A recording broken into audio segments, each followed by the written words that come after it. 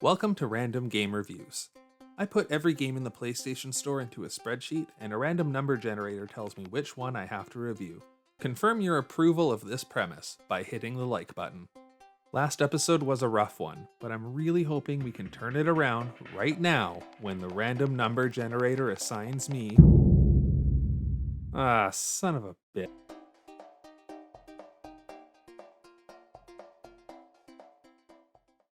Oh man, Okay, let's do this.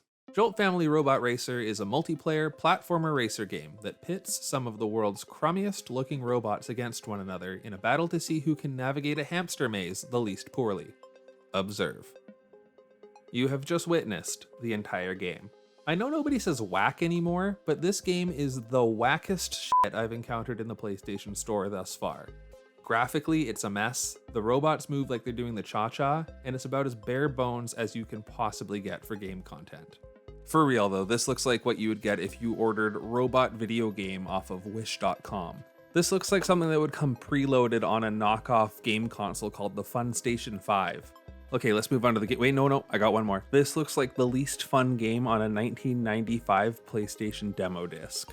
Now onto the gameplay. I jumped into a race, which has you moving your inexplicably floaty robot through a poorly rendered labyrinth, with the goal of getting far enough ahead of your opponents that they fall off the screen and explode.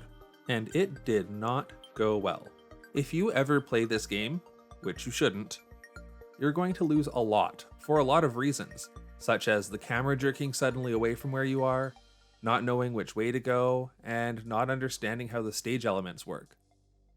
Mercifully, once you're defeated, you can skip to the end of the race rather than watch the CPU racers suffer without you. All you do is jump and charge up to dash, so it's surprising how difficult to master this game is. Part of it is that there are some, I guess you could call, advanced techniques, but mostly it's that it takes a bit to figure out how to overcome the unwieldiness of the controls. Kinda like learning the accordion, and also like learning the accordion, you'll have to ask yourself if it's worth the energy and time to get better at Jolt Family Robot Racer.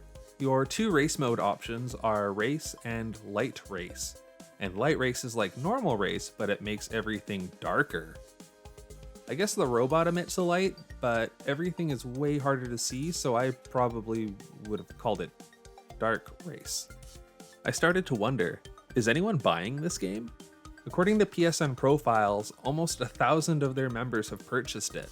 Booting up the trophy list shows why. Roughly 50% of everyone who has played this game is doing it for an easy platinum trophy. So I guess that's this game's entire purpose for existing. Well, there you have it. That's about everything. Or is it?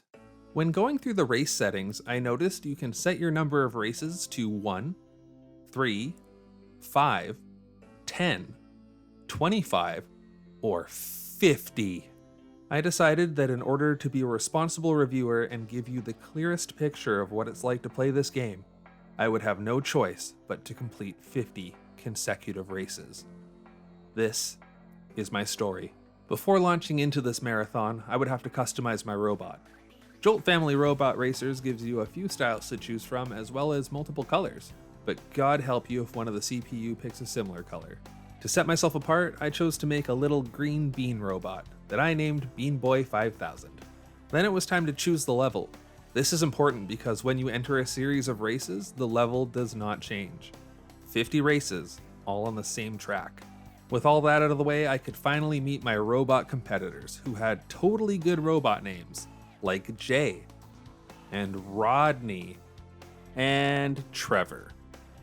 In the first 5 races, I'm just trying to figure out the controls, and I'm losing fairly immediately because the CPUs know where to go and I don't.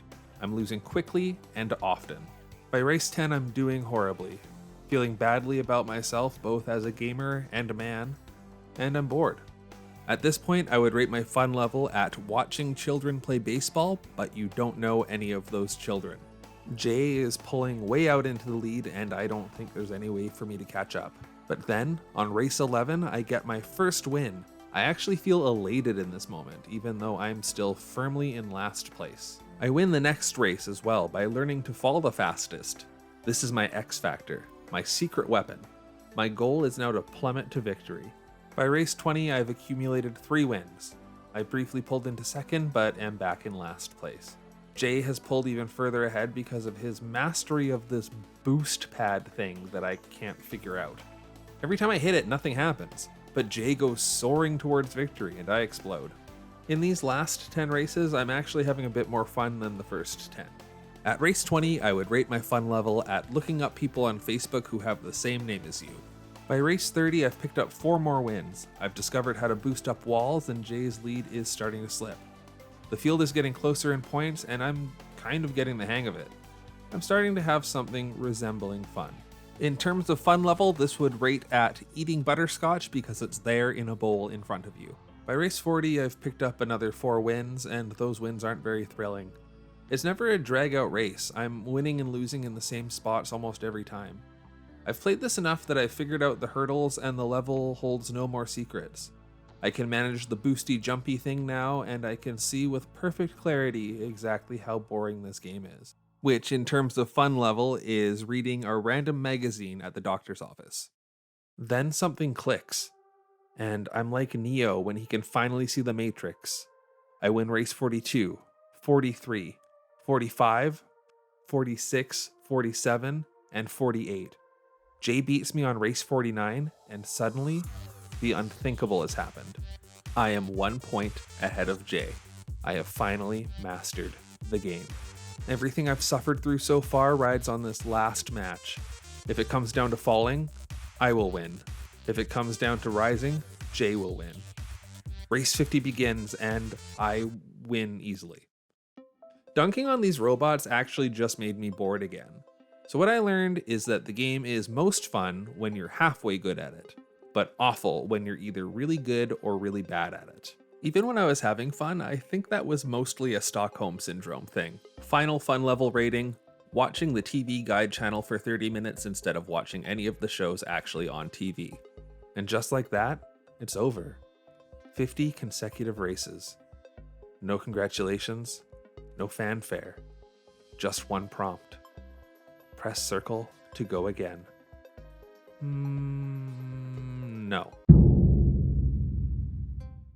It's time to answer the question, would I play this game if I were not destined to do so? For Jolt Family Robot Racer, the answer is no.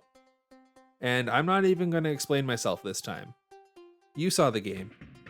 You know why. And that's it for another one of these things. So far, we're at a 4-to-1 ratio of garbage to good games.